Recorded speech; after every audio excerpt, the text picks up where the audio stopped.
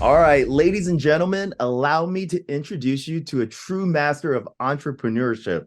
All right, James Klein. Woo. Thanks Well, so much for having me. James has over 40 years of experience as a serial entrepreneur. He's managed to take over two companies public and to help numerous businesses and owners grow and prosper beyond their dreams. And often known as the MacGyver of the online industry, right? The do it all. All right. And man, glad to have you here today and get inspired by your what is it? Humorous brilliance. Okay. I know you're a super funny Thank guy. you so much for having me. Yes, of course. Now, man, I see your comments on Facebook and on groups. Man, you're hilarious. You make me laugh, man. I talked to you about, I remember talking to Tony from Digistore about you. We're like, man, this guy is hilarious. Man, I love it. You know what? I like having fun, and I find humor is a great way to get to know people. Yeah. Not everybody appreciates my humor, and I'm totally cool with that too. But generally, I find it's a good way to make people relax and just get to know each other a little bit. Yeah. I mean, in the online industry, a lot of people don't, they're not that they're not people persons, they're not, but they don't, they're not as outgoing, right? And I love it when I see the outgoing guys who are, deep in the office working, at home or whatever. And when they're out in public, they still have that, ability to speak to everybody and joke around. And Yes, no, I've found certainly in direct response, there are a lot of introverts, so people who don't love being in crowds and find that stuff uncomfortable. I love it.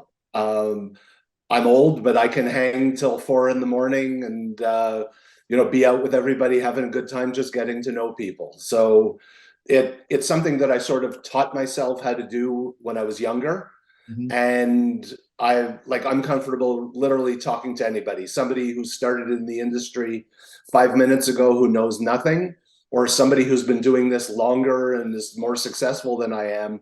I love talking to everybody and just hearing what they have to say. Yeah. And I think this is great advice for people that are they're kind of new to the industry and they're going to events. And sometimes you'll see people, they'll pay all this money to go to an event and they'll just stand there and they won't talk to anybody, right? Absolutely. And what I try to do when I'm at events, if I see somebody who's standing somewhere looking very uncomfortable, I'll just walk up to them and introduce myself and find out who they are and tell Yeah. them to get over themselves and just start networking. Yeah. They don't realize like, they see someone on stage or they hear about this person, they're doing massive numbers and they get afraid to talk to them or intimidated, but they don't realize everyone is pretty cool and they're willing to share. If you're brand new and you talk to someone that's been killing it, that person will help you. Like you just got to talk to them. Absolutely. People in the direct response world are very good at helping people, even though they might be competitors. Yeah. So, the whole secret is get over yourself. And sure, you might have imposter syndrome walking up to one of the OGs in the industry, but you have to do it anyway. It's Yeah. the only way to make things happen. Yeah. And one thing is I always tell people, they're like, Johnson, you've been doing this for a long time. I don't want to bother you. I don't want to, in reality, even though we've been doing this a long time, there's times when we're like, I don't really know what I'm exactly doing. I'm still kind of guessing at times, we're all in the same boat, right? Maybe some, Oh, like, yeah. So not everyone doesn't. 100%. Yeah. The thing is, even the people who are really successful in this space, maybe 3 out of 10 of their offers really crush. We just don't hear about the stuff that they tested internally and it performed really badly, so nobody ever saw it. Yeah. But there's nobody in this space who hits a home run every time they No. launch an offer. No. So If you could do that, you're probably going to be you're the richest person in the world. If every one of your offers, everyone, copywriters, every one of their VSL converts, they wouldn't be talking to us anymore. exactly. Yeah, yeah. So, Exactly. But people tend to talk a lot about, oh, I just did a launch that did $10 million, or my sales letters converting at 4%. But we don't hear about the 5 sales letters they tested before that converted at 0.5% or got no conversions at all.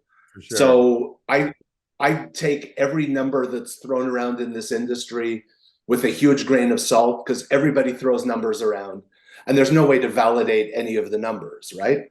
Yeah, that's true. I was gonna ask you a question about that later about throwing the numbers around. I'll just jump to it, all right? Because I think it's interesting. Sure, I see, go I for it. see, I see people posting online on Facebook. They'll post like, especially copywriters, they'll post like, I just closed someone for $30,000 or I'm generating 100 grand, like, what do you think about, for me, that's awkward. I wouldn't post some like, imagine you hired me, right? And I go and I make a post, I just got $200,000 and you see that post and you're like, how do you, what do you think about that? I hate it. I hate people talking about how much they charge or how much they're earning, because there's no way to prove it, number one. Number two, smart people don't talk about their money. Yeah. Smart people collect their money and they're low key about it. Yeah. So it's nobody's business if I'm charging a consulting client $100 an hour or $1,000 an hour. If the business relationship is good for me and the client, that's all that matters. Now, Yep. that said, I don't charge anybody $100 an hour. And, I'm not quite $1,000 an hour, although Chris Haddad told me that's what I should be charging. But, certain people are worth a lot of money. Absolutely. But I hate the whole, I just closed the client for 25 grand kind of thing. It has driven up the prices for everybody. Yes. And what I found that really happened, especially with writers, is that they would see posts, oh, this guy's now charging 5 grand for a sales letter. So somebody who was charging 2 grand says, oh, well, I'm as good as him. Now I'm going to ask for 5 grand. And it drove, especially during COVID, it drove everybody's prices up. I have no problem with people charging 5, 10, 50 grand for a sales letter if their shit works. Yes. But it's when the people with no track record are charging really high prices without anything to back it up, that makes me crazy. It's crazy. Yeah. And that's the part. I feel like there's some people out there, not just copywriters, but they're literally trained to just ask for money. And yes, I know they're trying to, improve the offers and stuff, but it's just not matching like you're saying, right? And on top of that, I feel like they could be losing out on business just asking for so much money. I really believe like, certain offers, if you're just starting an offer up, a client that has maybe 20 customers a day, which is really good, right? But they can't afford a $50,000 VSL. And then you go in there and you're like, that's what I'm going to charge. You got to look at the business where they're at and maybe figure out something on the back end. They're not thinking about that. Maybe you could give me $1 a bottle instead. Let's figure it, and that's the offer. And you're an offer owner. So you feel the pain. You're like, I don't have all that right now. It's in the testing phase, like. Absolutely. And, I'm all about long-term relationships. So if a writer comes to me and they're flexible in the beginning, as long as their stuff works, I'll keep hiring them over and over and over again. So they're going to make way more money with me than if they charge me or try to charge me a crazy number for one project. And if it doesn't work, they'll never hear from me again. Yeah. So, I'm all about the long-term relationship first, and I'm very picky who I work with. I've been burned a lot, Yeah. especially in the beginning. I got burned really bad, and now I'm like super, super careful who I do business with. All right. So this would be really good for offer owners like yourself, right? And just jump into it. You have your Harmonious. That's more of a, can you tell us more about your offers? Sure, absolutely. So I've got my Harmonium brand, which has a sleep supplement that's been on the market for about 3 years. I'm just in the process of selling out whatever inventory I have left, and I'm getting out of the sleep market because it's just a really, really tough market to scale. I have a hair offer for women called Tresinu, which does quite well. And in the last few months, I've launched Wild Belly under the TrueCanine brand, which is a probiotic for dogs. Ooh. I'm working on something new that'll be coming out in the next few months under the Harmonium brand, but my main focus will be growing the dog brand and adding a whole bunch of products to the line over the next 6 months. Dang, that's awesome. So if you guys, affiliates out there, if you want to promote this, we'll get some links. We'll put it down there and contact James. Absolutely. Yeah. And we'll talk more about that, of why you got into the pet industry and stuff. Cause a lot of people, they're all about fitness and health and things like that. But I want to ask you this, you said you got burned a lot, right? I want to offer owners out there, or people looking to get started, like who burned you the most? Is it video editors, designers, or just like operations person that you're trying to, work with, or copywriter? Right. No, with me, because I've been in business for so long, I know too much about operations to get burned by anybody on that side of the business. Mm-hmm. So where I've had my biggest problems is by far with copywriters. Gotcha. Promising to deliver a project in a certain amount of time and taking 3 times as long, and the copy's not good. And, in the beginning, oh, I'll be around and I'll help you optimize it till we get it converting where it needs to be. And then they send in 1 or 2 half-assed little changes, and then, oh, sorry, I'm too busy with other projects. You're on your own now. They tell you that they're on. I've been there, done that. You name it. So like I'm so nervous with copywriters. And, the thing is, not only do I hire copywriters for my offers, but I help my consulting clients hire copywriters. Yeah. So if somebody burns me on my stuff, now they're losing the potential. Not only are they never going to work with me, but they're never going to work with my consulting clients either. And I've literally had clients who come to me saying, oh, I met copywriter X. I really like him. I want to use him on a project. And my response will be, well, I had a terrible experience with them 6 months or a year ago. I would never hire them again. So if you want to continue working with me on the project, I don't want you to hire that writer. So people cost themselves lots of money by not being professional. Gotcha. What would be the 3 things you would tell someone to or the 3 warning signs? Like, let's say 3 things that like you could identify, man, I don't think I'm going to work with this guy, or this guy could be kind of shady or sure. whatever. Okay, the biggest red flag for me is when somebody asks for all the money up front. Okay. And the reason for now, I will preface that by saying, if I'm working with Stefan Georgi or Chris Haddad or you on a project, mm-hmm. and you want all the money up front, I'm not worried because I know you're not going to burn me. Yeah. But when it's a newer writer who wants all the money up front, I now have if I give them the money up front, I have no power in that relationship anymore. Yeah. Right? They've got all the money. So what leverage do I have if they're late or if their copy's terrible?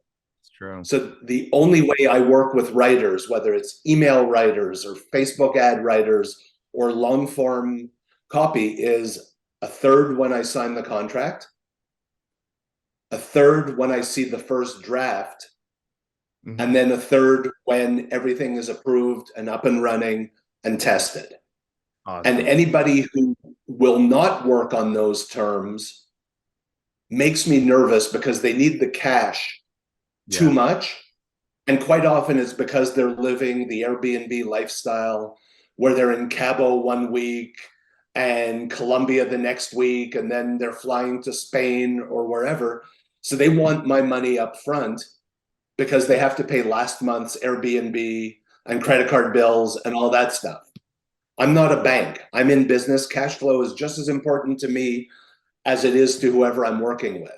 But if they need all the money up front, that's a red flag, and that stops the conversation right there. I gotcha. Yeah, definitely. Yeah, I've been burned myself, and like the copy comes, even though I write copy, I can't write everything, right? Sometimes I'll hire people for my own stuff, and the copy gets turned in. I'm like, man, it's not what I wanted. That's it. Don't hear from me again. And I end up rewriting it myself. I'm like, man. Exactly. The other thing is, the second red flag for me, I always ask for references. Yeah. Who do I know that you've worked with in the past? Who can I call to find out what you're like to work with? if they're not prepared to give references, or they only have one or two references, Yeah. that makes me nervous. I don't know everybody in the industry, but I know a lot of people.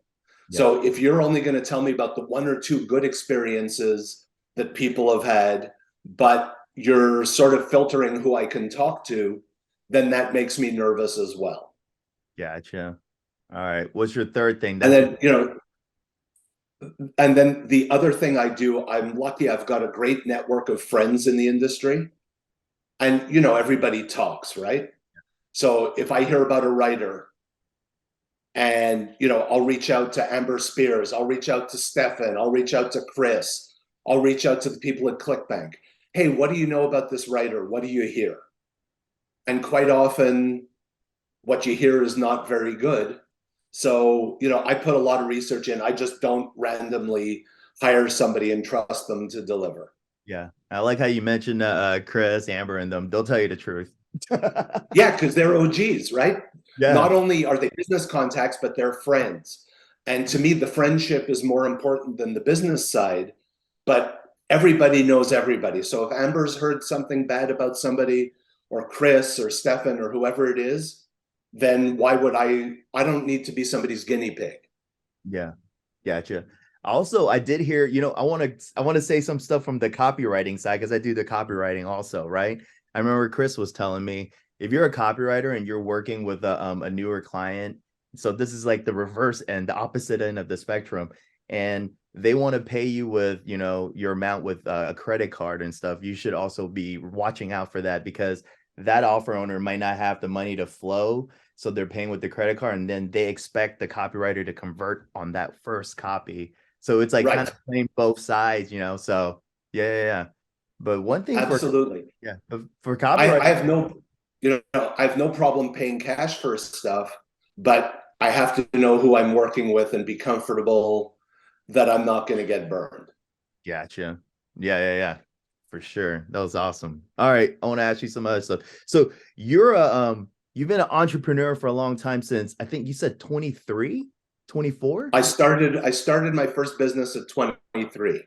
So So how did you know you wanted to be an entrepreneur? Like me, I'm more of an entrepreneur and then now I'm doing my own entrepreneur stuff, but I've always been working within companies and moving up within there. And I just didn't have that mindset of starting my own business. And you did that at 23. I was just out drinking every night. um, part of it is growing up with family members and family friends who are, a lot of very successful entrepreneurs. And I realized early on that I didn't have the personality to be a good employee. Yeah, sure. If somebody tells me, well, this is how you have to do something, sometimes I think I have a better way to do it. But, if you're just an employee, you sort of have to go with what the boss tells you. Yeah. And I'm strong-willed and I've always been good at problem solving and just decided early on that business was the place for me. So my family's been in the travel business for, God, almost 60 years. And I worked in the family travel business as a teenager. And while I was working in the travel business, I'm old enough that all the accounting was done manually. There were no computers.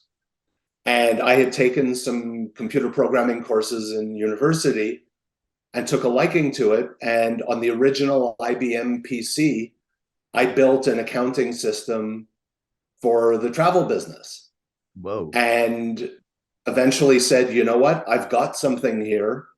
Let me launch this IT business. And as a 24-year-old, I made a deal with American Express Canada to automate 300 of their travel agencies across Canada. So it was like I just walked in there like not afraid of anything, and I sold them, and it was great validation. It was exciting, Yeah. and that was all I needed to say. No, I'm going to be an entrepreneur for the rest of my life. Was it at So was it at that moment? Was it at that moment? Like, okay, so I know a lot of people, they're like, I do this, whatever I'm doing now to like, I'm a real estate, whatever, mogul, whatever. But I always ask them, like, at what moment did you realize I could do this? You know, like for copywriters, like, at what moment did you realize you're good at copy? Or so for you, is that your big moment? Like, man, I walked into Amex and closed them. Yeah, yeah, pretty much. And the advantage of working in the family business is that at 16, I was going to trade shows and meeting people. Mhm. So again, you ask me why I'm an extrovert and how I'm comfortable talking to people. That, I learned very young. And that was absolutely huge for me. And I just love the action of closing a deal and making stuff happen. So, I've made lots of mistakes along the way. Any entrepreneur who tells you it's been a straight line like this is yeah. blowing sunshine up your ass. It's a roller coaster. There's lots of ups and downs, and I've gone into plenty of deals that didn't work out, but I love the deal making. Yeah. Just I love the vibe. I love the energy. I And love the sale. that win, when you got that deal, it felt so great and gave you so much confidence, right? And it made you believe you could Oh, do absolutely. anything else, right? And it's addictive. That feeling of like making a sell, that's why people do sales, right? They're like constant, whenever you make that sell, you feel so great. You know, Absolutely. I want to say this. You grinded to make that account thing. You planned, you worked out every day, you went to these shows, you figured it out, and then you finally walked in there and you got this deal, right? Now, most people, they don't work hard enough. I want to say this. Most people don't work hard enough to have that feeling. Okay. And then since they never A have that, 100%. they never scale from there because they're not willing to put in the work. They think, a lot of people think, like, I'm going to use copywriting. They think if you're a copywriter, you're writing in, Colombia, you're just on, in the beach in Bali or some, right? And then so they try to do that, but they don't realize, like, for myself, I used to write all day and I wouldn't sleep till like 5, 6 in the morning. I would just write for fun and just keep rewriting until one day I realized I'm good at this. I got a VSL to win, and that win is addictive. I need to keep winning. And I just don't feel like a lot of people out there are willing to put in that work so they could achieve that feeling so that they could. You're 100% right. I met somebody at a mastermind about a year and a half ago, young guy who's a copywriter, and he was starting to do okay. Mhm. And he was complaining that no matter what he did, he wasn't making more than 8 or 10 grand a month.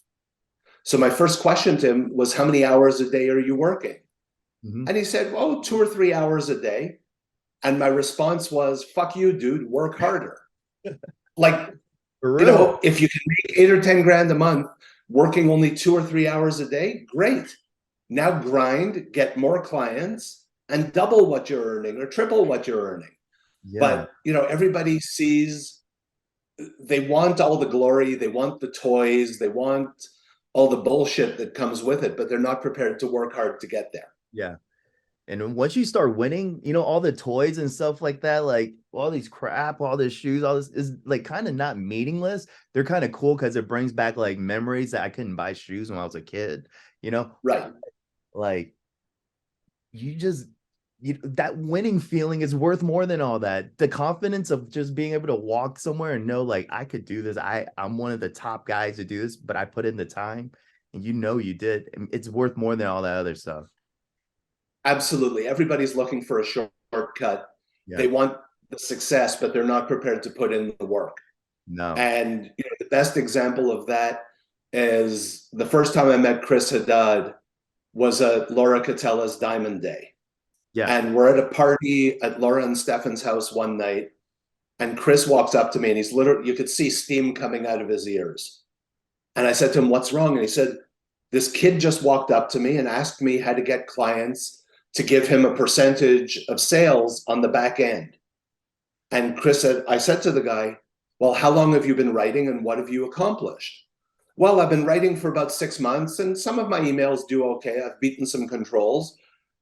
And Chris said to him, the reason I get percentage on the back end is that I'm really fucking good at what I do and everybody knows it.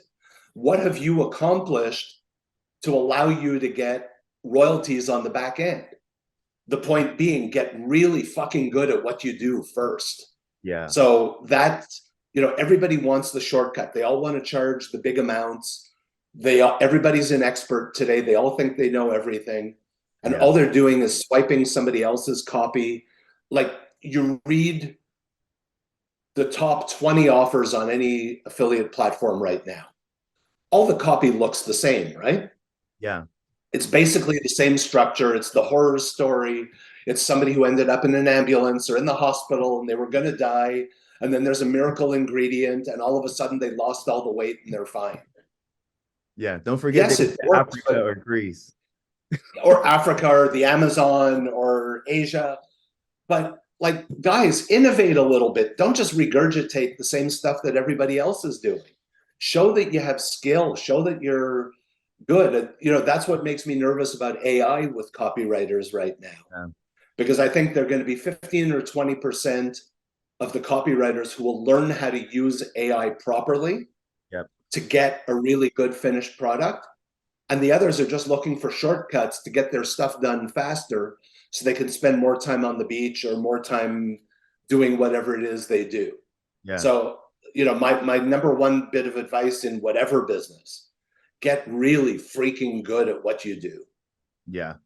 And I tell people about AI. If you use AI to write your base outline, maybe, but you got to humanize it and change it. It has to be, I always, copying, I wouldn't say I always tell people don't copy word for word, but that's what I'm seeing. There's times where, man, it's getting crazy, right? So it's getting Yeah, so crazy that people are not just copying, they're taking someone's VSL and cutting off the lead and taking the actual footage from that VSL and putting it on theirs. And since it's internally emailing, right? Like affiliate email stuff, there's no like they might not see, and then once that works they might go and redo the lead, and that's where it gets so crazy. I always tell people yeah, steal the flow, like the rhythm, like it's like singing happy birthday, change the words, but keep the little 3 word at a right, like a haiku kind of style.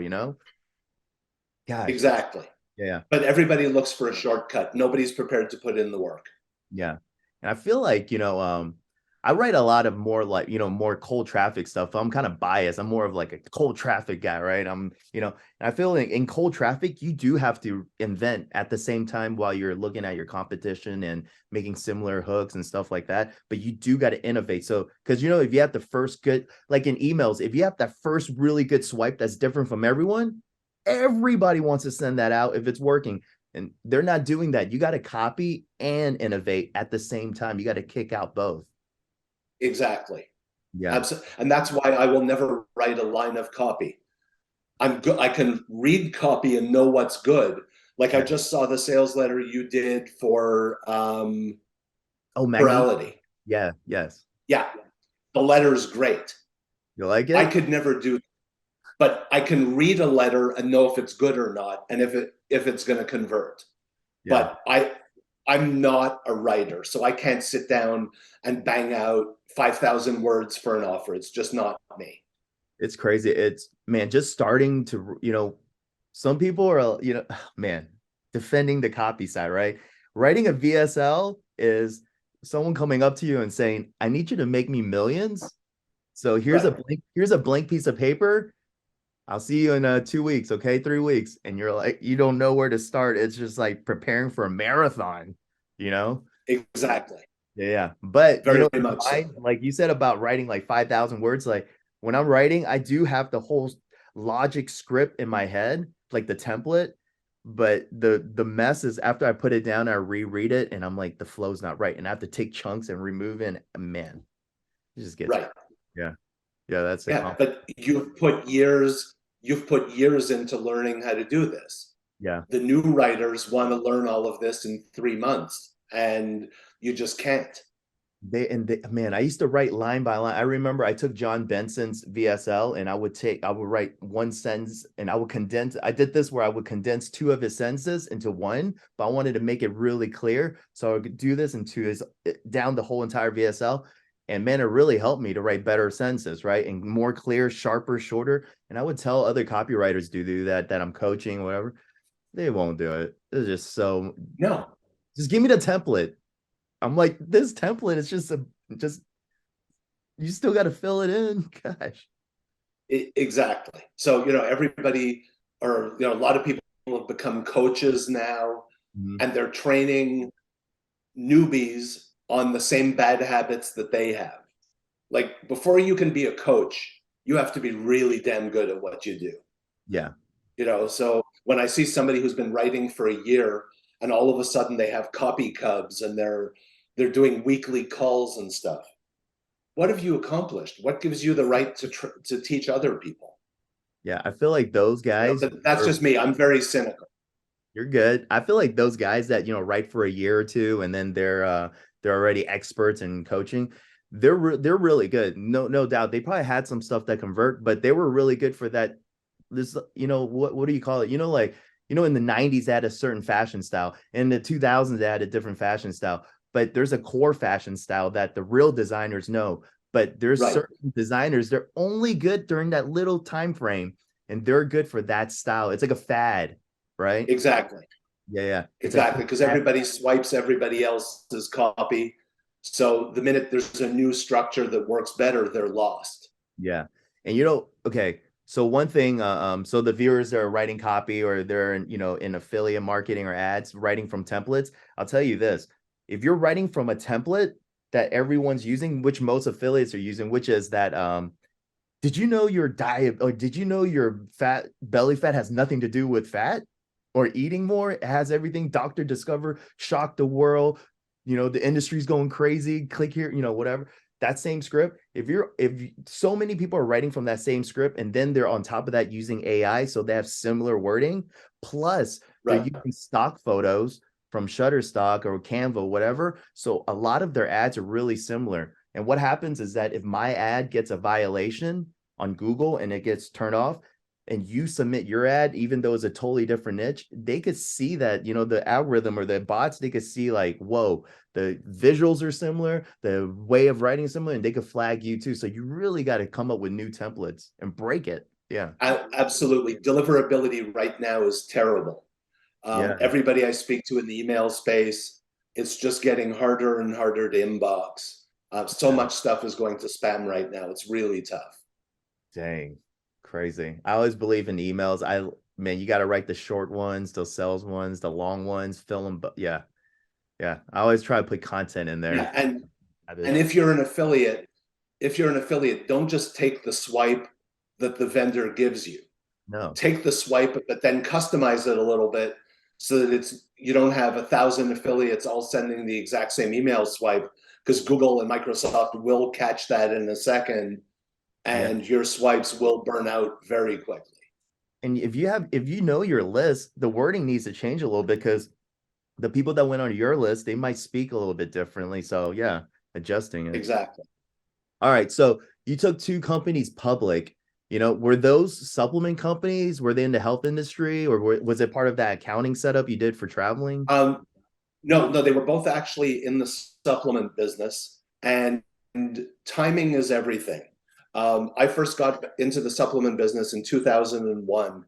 I had a buddy who had an idea for a supplement, and I invested a little bit of money, and we spent some time, and we had something. So we actually went out and raised 6.5, $7 million and took the company public.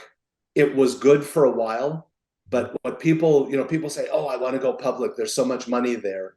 The problem is you don't realize how much money you're spending on lawyers and accountants every month just to be a public company. And it's very hard to go out and raise money because the people who give you money want insider information, Yeah. and you really can't give them insider information. So the first deal we took public, I ended up being the CFO. So I was the one signing all the documents for the SEC. And after a while, I became very uncomfortable getting questions from investors and not being able to answer them properly or in the way that they wanted, because the guy said, well, I invested $500,000 with you. Like, I want to know what's really going on, not what you're putting out in press releases. Yeah. So it was a very uncomfortable time. Um, and I ended up exiting in 2004. And then in 2007, I identified a supplement business that I wanted to buy. It was a good supplement business in the sports supplement space. It was doing $6 or $7 million a year. And I put together a whole deal to buy out the owners, and we did a public deal as well. But timing is everything, right? I had gone out and secured a few $1 million in funding. We closed the deal December 28th, 2008, right as the whole financial crash was coming and the markets turned to shit. Madoff, the banks going broke, all of that stuff. And the financing that was supposed to come in January, February, and March of 2009 never came in because people were getting killed on the market. And we ended up taking that company private again. So short answer is I will never do another public deal.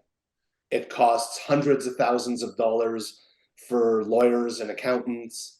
And it's just a very, very demanding, difficult process. And we're just And you end grinding up running, it's a grind, and you end up, rather than trying to build a good business for the long term, you're running a business to try to keep your shareholders happy each quarter. Because if you have one bad quarter, all of a sudden your stock price goes down and your investors are mad. And like, you look at what happened with some of the like some of the crypto stocks, and everybody, they're all excited, they all want upside. Every quarter has to be better than the last one, and that's not realistic. So if you're busy chasing money and trying to be sure, instead of building a foundation to have a solid business for 20 years, but you're only really worrying about your business a quarter at a time to keep everybody happy, it's a terrible way to run a business. So I will never do another public deal. Does it feel like a machine that's like constantly about to break and you're constantly making sure it doesn't break every other day? Yeah, you're getting phone calls. Hey, you haven't put out a press release in 2 weeks. How come? What's going on? Well, there's nothing to report right now, which is why we haven't put out a press release. But the investors, especially in low cap stocks, that's not what they want. They want news every week so that you keep driving up the stock price. So it was a great learning experience, but I will never, ever, ever do it again. And so now that you have your two offers, your main one's your pet offer, of course. You're keeping the team small, right? You're not doing this. Is that what you're doing, or you're trying to expand out to have No, I don't want a huge team at all. Gotcha. I'm lucky on the pet offer. I'm partnered with Stefan, Luke, and Mario at CA Labs. So they own a piece of the business. And the reason I made that deal, I could easily have paid them what they wanted to write a sales letter, but I wanted them involved for the long term to constantly optimize the offer and make it better. So I want people to have skin in the game. If you pay somebody a one-time fee, sure, they want the offer to be good, but ultimately at a certain point they move on to the next project. Yeah. I want them to have serious upside if this business blows up, so that we're constantly testing new leads and new hooks and new sales pages altogether and a new VSL. So, I've got them as my copy team. I outsource my customer service. At a certain point, maybe I'll build an in-house team, but some of the outsourced teams are so good right now that if I don't need to be managing people, then I don't want to be. I'd much rather pay somebody to do that stuff so that I could focus on running the business, as opposed to worrying, oh, this customer service rep didn't come in today. There's a problem or whatever. I don't want to worry about that stuff. So I try to focus on the big picture stuff. I'm about to hire an affiliate manager just to handle all the affiliate stuff. But generally, I've got a web team that I've worked with for 3 years now. They're not mine, but they work for a lot of great people in the industry. So I outsource everything to them. They understand direct response. They do great work. They understand how to integrate stuff with ClickBank and everybody else. So rather than having a full-time web designer on staff, I have access to a team of 40 people. Stuff gets done much faster for me by outsourcing it than if I were managing my own team. Yeah. Um, I'm about to do a really nice VSL, and our buddy Chris will be doing it for me because he's great at doing VSLs. So I don't need to be managing a video editor. I'd much rather hire somebody who specializes in VSLs and knows what works, and just that simple. Kind of like, So I'm trying to keep my team as lean as I possibly can. yeah, that's a good approach. I know a lot of other offer owners are like, I really want to scale their company to be huge. I want to have all these employees. I've been there with a Six Pack Shortcuts where we had like 100 some employees. It's not you're not doing what you really need to do on a No, daily. because then you're an HR manager as much Yeah, as anything else. you're like the ultimate And that, babysitter. exactly. Yeah, So I don't want to be babysitting anybody. I really don't. yeah. So, I've got a ton of experience in operations. So, like the manufacturing side for me is easy. The fulfillment side for me is easy. The tech side, because I spent 20 years in tech, integrating all the tech, I understand how it all works. So I don't need full-time people doing any of that for me. Yeah. So it just allows me to be very efficient. And, that's sort of what led me into the consulting work, which is where I get to help other people make their businesses more efficient and scale their stuff. So as a consultant, you're helping them, like teaching them how, are you teaching brand new people to build their business from scratch or optimize or? Interestingly, I'm doing a little bit of everything. When I first started the consulting work, it was during COVID. And I started offering my services in a Facebook group that we're both in, just basically to do supplement formulation because I've got 20 years of experience doing it. And literally from the time I announced that I was available for consulting, I had my first client in 36 hours. So I've worked with a lot of great people and helped them formulate supplements. And then I started helping some of them with the branding and label design and packaging and web stuff. And then from there, I had a couple of people who reached out to me almost 2 years ago who said, we need your help, but we need your help in a bunch of different areas. Can we just buy blocks of your time and you can help us where we need it? And at first I wasn't sure. And then I thought about it and spoke to Amber and figured out what to charge. And, I've been very, very blessed to work with some great offer owners who were really good at one thing, but didn't realize how many other opportunities were out there. So, for example, one of the first ones who hired me had a digital offer doing great on Facebook traffic. Yeah. And he originally hired me to do a supplement. And I said, sure. I said, but let me just understand what your business is all about. And when I dug in a little bit, I said, you're crushing on Facebook, but why aren't you offering this to affiliates? And his response was essentially, what are affiliates? He knew nothing about the affiliate world. And very quickly, I helped him build out a high ticket offer for affiliates, an ebook offer for affiliates, a webinar where he pays CPLs. And it's absolutely helped him more than double his business. He's like crushing. Yeah. And I feel great about it because, it's 95% him. The offer is all about him and what he does, but I just helped him see some low hanging fruit and some opportunities that he wasn't aware of.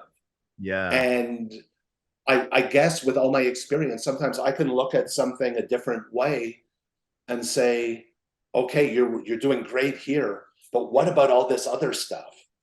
And generally, like I helped two offer owners launch on ClickBank. They knew nothing about ClickBank when they started, and both of them hit platinum status in under 4 months.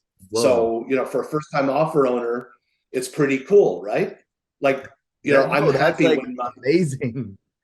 yeah, Yeah. exactly. So, I'm really lucky in that I'm working with great people.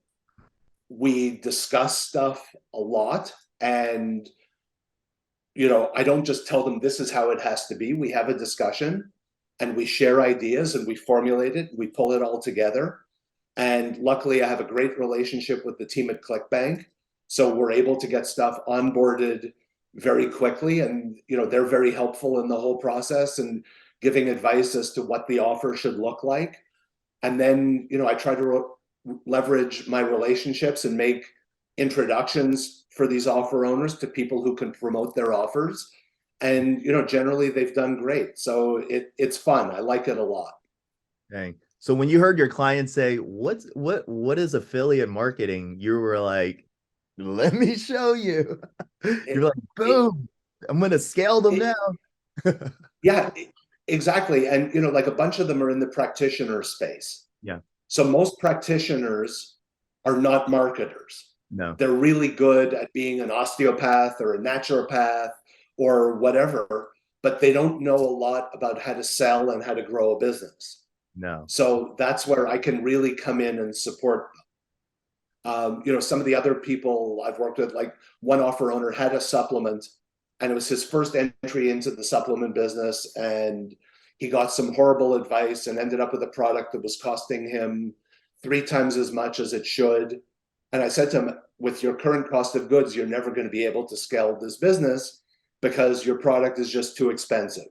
Yeah. So I used my manufacturing expertise and my formulation expertise to help him get a better product that costs 35% of what he was paying before.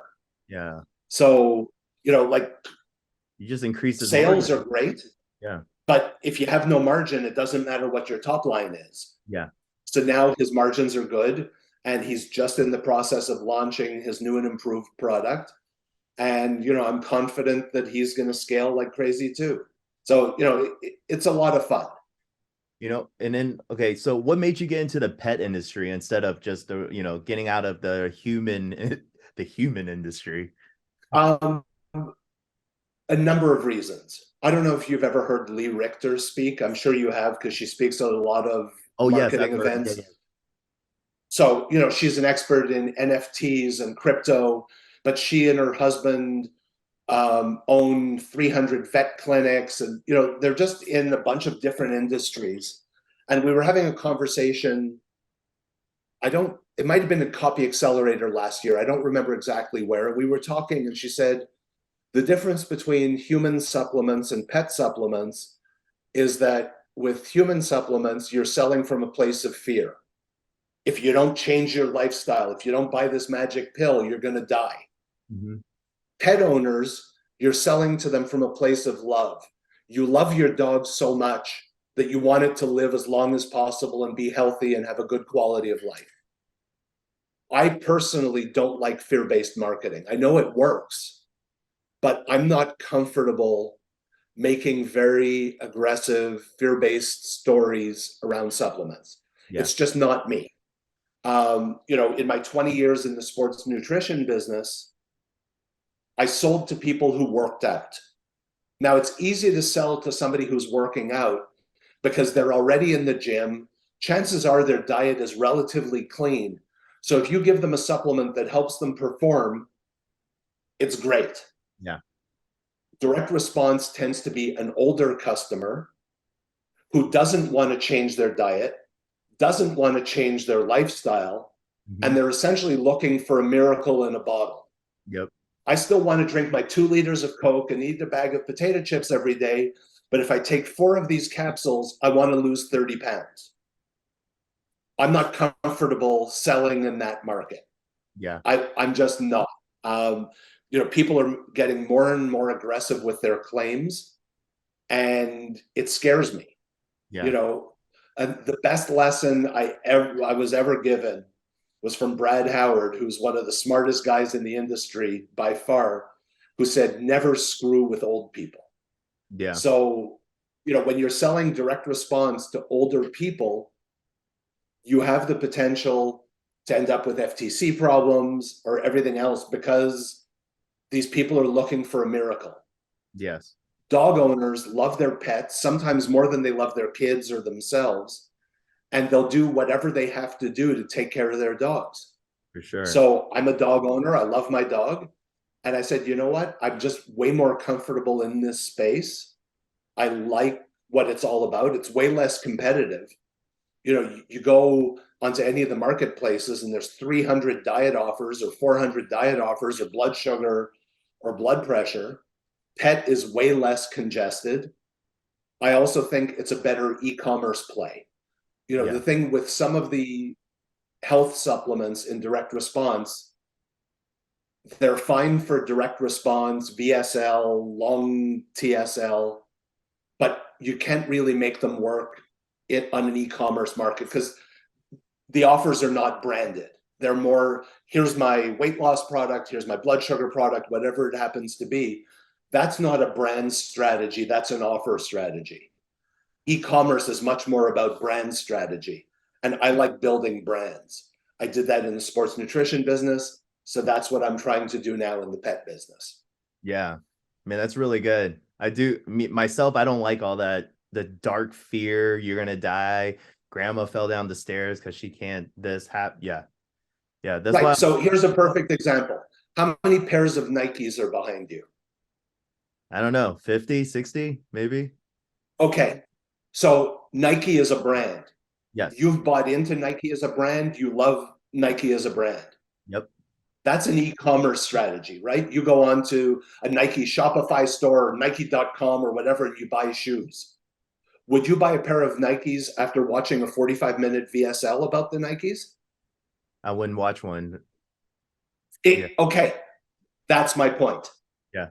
So, you know, I love the brand strategy. I love like Coca-Cola, Coke, Diet Coke, Coke One, or it's a brand. And if one product dies off, you add another product in. Whereas an offer runs for 6 months, 12 months. Somebody has great success with an offer, it runs for 2 or 3 years, but eventually the offer gets tired and you have to create another offer to replace it. Yeah. And So then you're essentially starting from scratch each time you launch a new offer. Whereas in the e-commerce business, Nike comes out with a new model of Jordans yeah, every week. every however often, and you're buying them because you like Jordans. So that's great. It's a longer play. It costs more money to build a brand than to launch an offer, but it's a much better play, in my opinion, for the long term. Solid. All right. What about, a lot of people who are wanting to get into the online industry, right? Branded or, direct marketing, whichever one. And they think that you have the, only 20 some euro, 20-year-old kids with, they're tech savvy. That's the people that could get into this online industry. Now we're over 40, right? Like, what do you think about people like our age that aren't familiar with online? Like, is this something they could still do, or what do they have? You can definitely still do it. It's going to cost whatever amount of money you're prepared to invest. It's probably going to cost double or triple to really figure it out because there's a certain learning curve.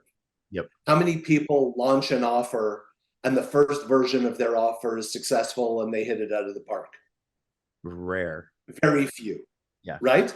Yes. You launch an offer, okay, it's only converting at 0.5%. Let's try new headline, new hook.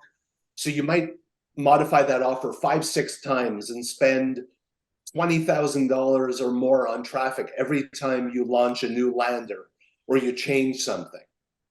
So what does it cost you until your lander is really optimized?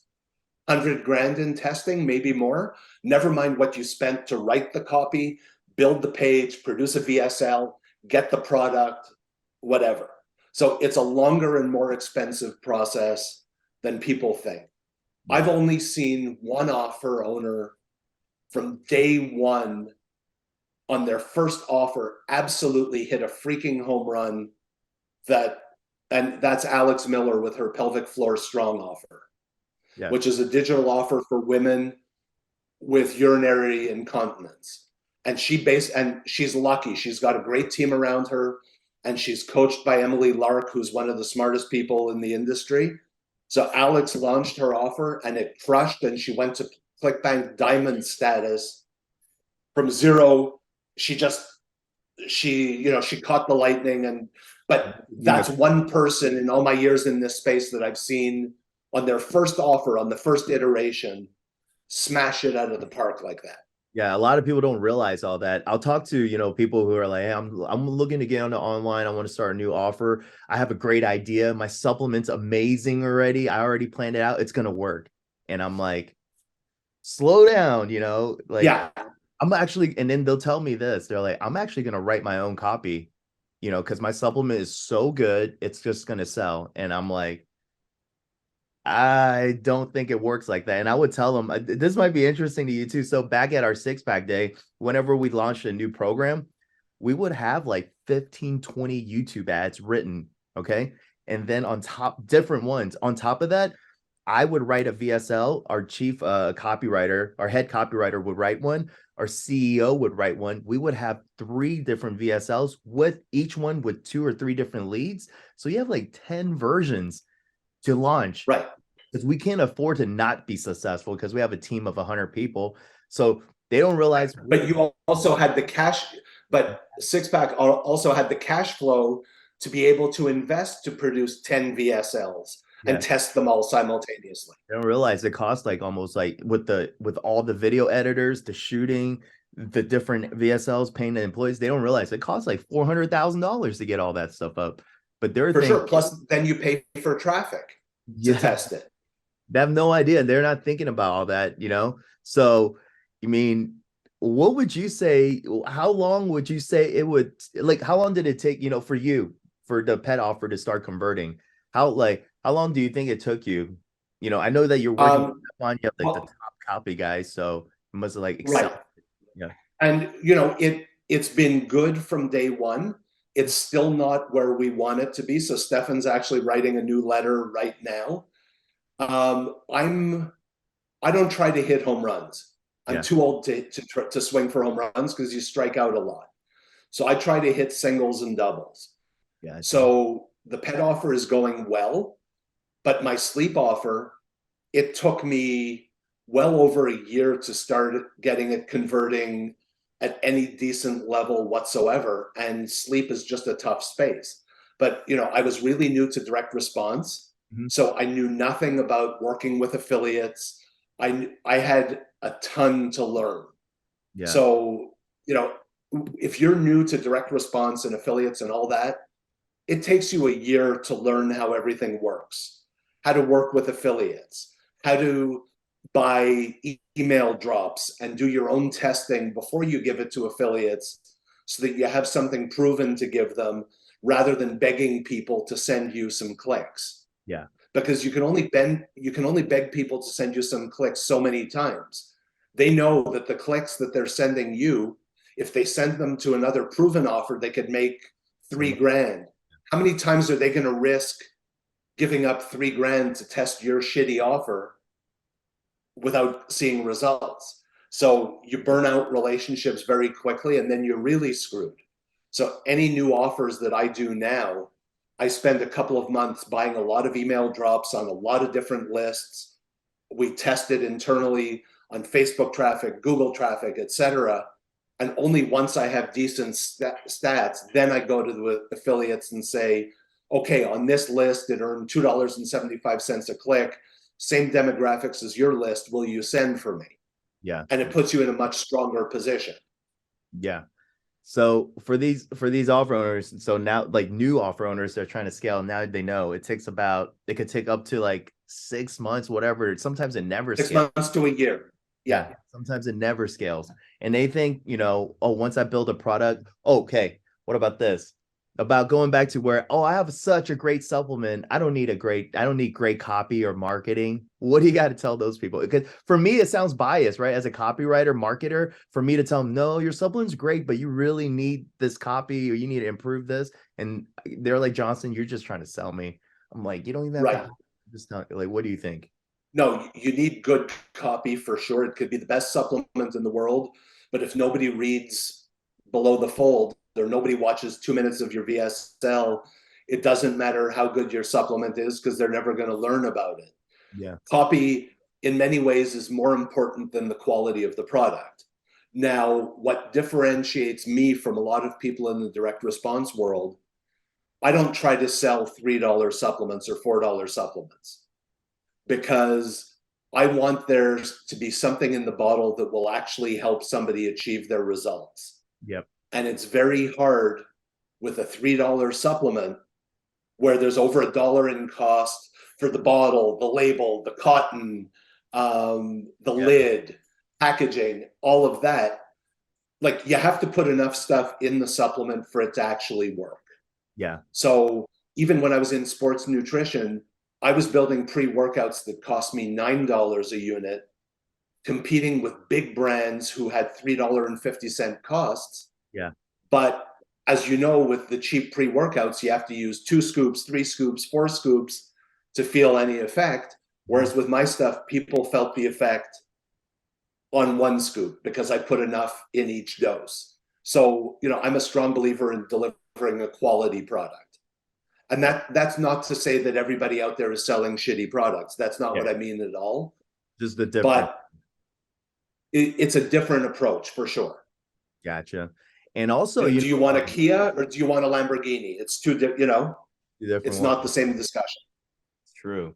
And also, one other thing I want to mention is, I've heard people say like, oh, I heard this offer did like $20 million, in like 6 months. Those guys they think that they made $20 million. Like you said, maybe the affiliates were the one that made most of that money. Well, between affiliates and traffic, they probably spent 19 million on payouts.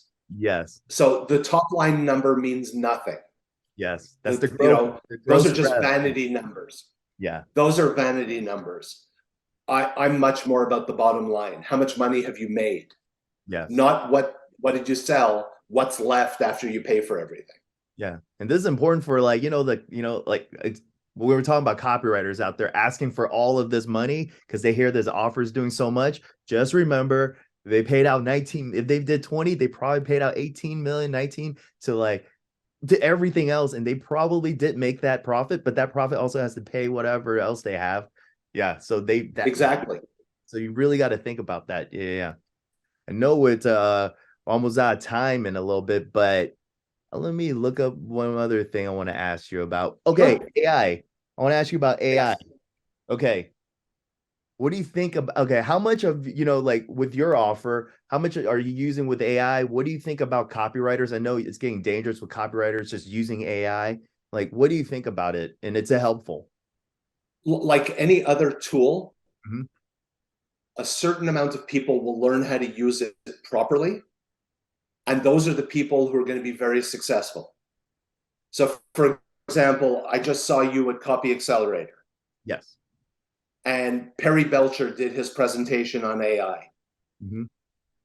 And he presented 25 different tools that are all amazing. But you can't use all 25 at once.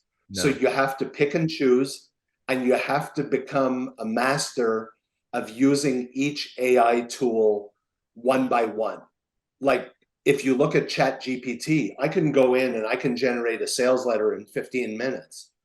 But if my prompts are no good, then the product from ChatGPT isn't going to be very good. Yeah. The small percentage of people who are learning how to properly tell ChatGPT what they want will get a great product. But those are people who are spending 20, 30, 40 hours a week playing with ChatGPT and learning how to do the right prompts. The ones who are looking for shortcuts. Yeah. Hey, ChatGPT, here's an email one of my competitors wrote. Now I want you to write me an email that's in the same style, but for an erectile dysfunction product instead of a weight loss product. Garbage in, garbage out. Yeah. If you're not specific with the AI about what you want, then you're going to get crappy product coming out of it. So my prediction is the very small percentage who will really learn how to use it well, it will be another tool that they can use. The ones who are lazy, who are looking for shortcuts, they're going to be doing something else 6 months from now. They won't be copywriters anymore because they're going to put out shitty AI product instead of shitty product that they're writing themselves. Yeah. So it's like anything else. You want to become a carpenter, you can't just pick up a hammer and a nail and a couple of 2x4s and build a house. You have to learn how stuff works. AI is the exact same thing. Gotcha.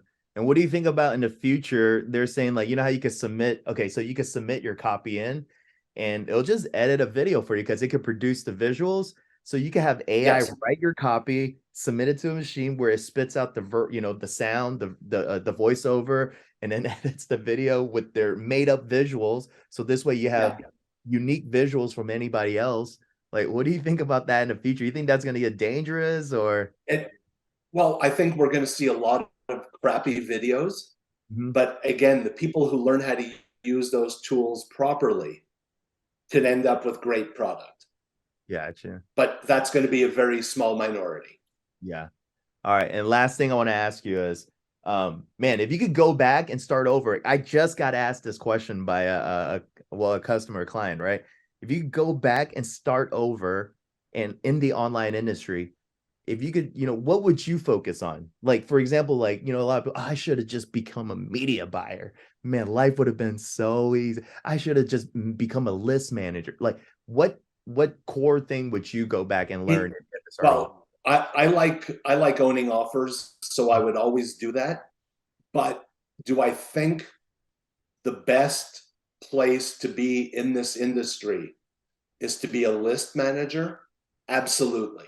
List manager. Because if you're a really good list manager and you're managing a lot of people's lists and you're taking a percentage of revenue that comes in from 30, 50, 100 different lists, you have very few employees.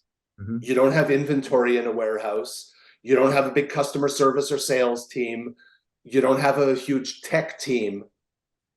If you're really good at list management, there's so much money to be made. And you look at the few, the 4 or 5 really, really good list managers in this industry, Yeah. they crush. Kill it. They absolutely crush, and they don't have the risk. Yeah. The thing that people don't realize is, like, for some of the established offer owners, every time they come up with something new, they're investing $500,000 or $1 million to get their new offer ready. Sometimes it works, sometimes it doesn't. The list manager doesn't have that risk. They test all kinds of offers, they see what works, and as long as they know their list demographics and what works to what list, it's a great business to be in, for sure. It's awesome. Yeah. Man, I need to build up a list. Man, that's what. Yeah, and yeah, like, my own list right now is not massive. It's decent size, but deliverability, just getting it to inbox consistently is really tough. Yeah. And So a lot of people don't really mess with, yeah, if you're not messing with your emails, if you're not paying attention or you're not sending emails, not you have to do it every day. Yeah, definitely find a list manager because that's your back end revenue, and that's one of the most vital parts of the business, right? yes, and the thing is, just because somebody's on your email list today Mhm. doesn't mean that they're going to be there 3 months from now or 6 months from now or whatever. Eventually they unsubscribe. So learn how to monetize them properly while they're on your email list. Yeah. That's People leave a lot of money on the table with that, for sure. And a quick add in there is, if you're only doing affiliate sends, remember you could also email your own internal products and start building up that. If you could do your if you have a couple of supplements, 3 or 4 SKUs, I know it's going to be a lot more work. You got to create new landing pages to send internally, little videos, convert better. But if you're only doing the affiliate side, definitely start building your internal side so you kind of have both, So if you're a list Absolutely. so if you're a list manager only doing affiliates, and I know that's great, or you're using one of those, also find someone that can help you scale internally. So this way you get a greater evaluation too. Because when a company, for sure, you're being sold, if you're looking to sell your company, which a lot of people want to do, right? That's the dream at the end, sell your company. If you're only doing pure affiliates, you're driving in money from an external, source, right? So it's not self-sufficient. But if you have your own internal team that could maybe a couple of people that are building funnels, sending emails for you internally, your company will be valued more. So that's another end of it too. For sure. And get people on subscription if you can. The recurring revenue is the most important. Like, a lot of people focus on AOV. Mhm. AOV is a good metric, but the lifetime value of the customer is much more important to me.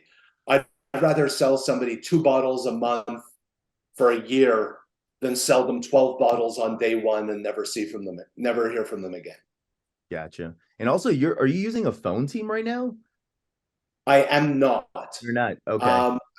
As soon as I get the pet offer to the scale that I need, and I have a couple more products to back it up with, I will definitely have a phone team. So one thing, speaking about the rebill, I'll tell you this one thing we did. So back at our 6-pack days, we found out that we had a rebill for digital product. It's crazy, right? And then it was 67 a month. And we found out the stick rate was around 6-7 months.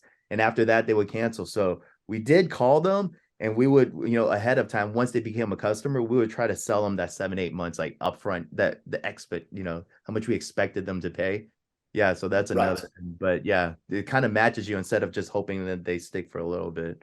But exactly. No, an outbound sales team is great, but you need enough volume for it to be worth having a team making those phone calls. yeah, because it's not like high ticket where, one phone call comes in and it's appointment. This one, you got to have a sales guy there all day. And if there's no leads coming in enough, he's literally just sitting there, or she Exactly. is, whoever. Yeah. So, all right. 100%. Yeah, that's all the time we got. But man, that was an awesome talk. Jonathan, this was a blast. I'm glad we got to do this. Yeah, and we got to know each other better, I know I see you at Absolutely. all the time. Yeah. Man, one thing was when I saw you, I always see you, on Facebook, and I'll see you in events, but I didn't get too close to you, where we're like staying there for a while. I didn't realize how tall you were. And like, yeah. Dude, I'm only 6'2". I'm not that tall. I know, maybe I'm just yeah, short. everything's relative. No, you're like 5'6" and then another 3 inches of hair. So I get it. I know, man. I gotta grow taller hair and get my height up. Bigger shoes. Yeah, dude, I have the opposite problem. I used to be taller. All right, cool. All right, awesome. So, hey, thanks everybody. I'm gonna have, if you want to get in contact with James, we're gonna have some links below. And yeah, hope you guys enjoy, follow, subscribe, and all of that, and hit the notification button. Talk to you guys soon. And you got any last words to say? No, that's it. Just this was a lot of fun. I'm glad we got to do this, and I'll see you at the next show probably quite soon. Awesome. All right, guys. Thanks, James. Thank you.